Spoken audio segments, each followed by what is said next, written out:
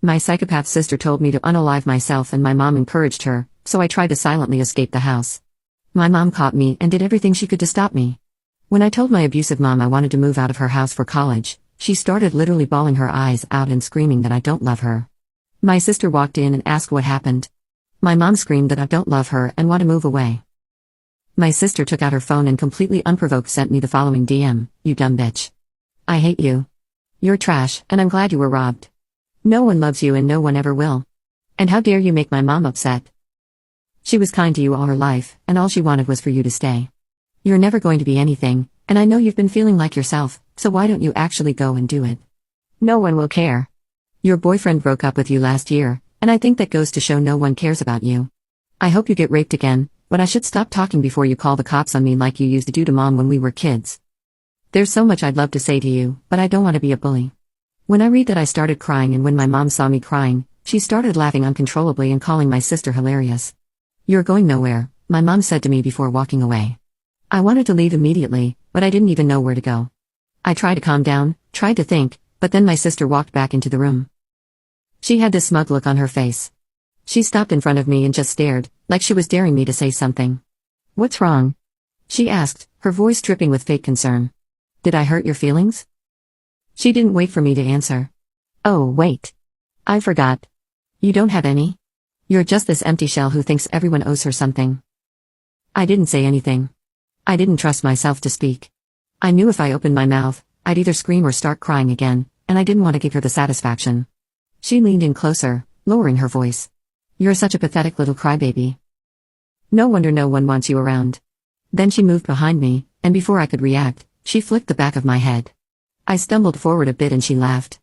"Oops," she said mockingly. "Sorry. Didn't see you standing there." It stung, but I didn't turn around. I just stood there. My fists clenched, trying to hold it together.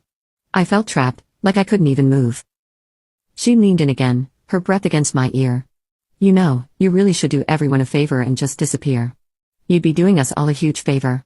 I closed my eyes, wishing I could just disappear into the floor, wishing I was anywhere but here. She pulled back and laughed again, a harsh, mean sound. "Yeah. That's what I thought. Go ahead.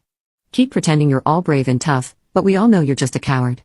She turned and walked away, leaving me standing there, still shaking. My head was throbbing where she'd flicked it, but it was nothing compared to the heaviness in my chest. I took a deep breath trying to steady myself. I knew I had to get out of here, but I didn't know how. My mom was right. I was going nowhere.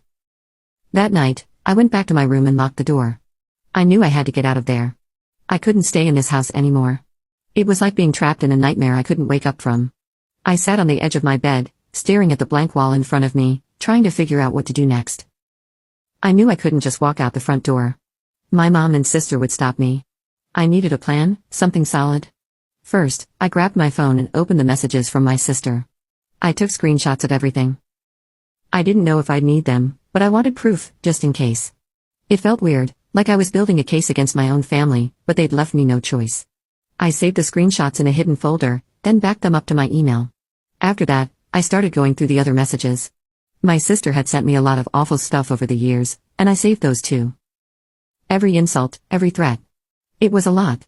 I tried not to read them too closely because I knew it would just make me cry again, and I needed to stay focused. Next, I made a list of things I needed to take with me.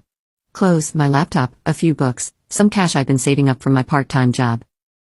I had about $300 stashed away, not much, but hopefully enough to get me started somewhere else. I started packing a small bag, keeping it quiet so no one would hear. I rolled up some clothes and stuffed them in, along with my laptop and charger. I shoved the cash deep in my backpack, under everything else. My heart was pounding the whole time like I was doing something wrong, but I kept telling myself I had to do this. I couldn't stay here and keep pretending everything was okay. As I was zipping up the bag, I heard footsteps coming down the hallway. I froze, my heart in my throat. The doorknob rattled and I realized I'd forgotten to unlock it. "Open the door," my mom's voice came through, sharp and annoyed. I hesitated for a second, then forced myself to get up and unlock the door. She pushed it open and stood there, arms crossed, glaring at me.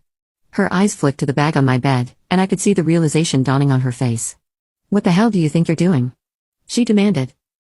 I tried to stay calm, tried to think of something to say, but I could feel the panic rising in my chest. "I'm just packing some stuff," I said, my voice shaking a little, "for college. I just wanted to be ready." Don't lie to me, she snapped, stepping into the room. You think you're leaving?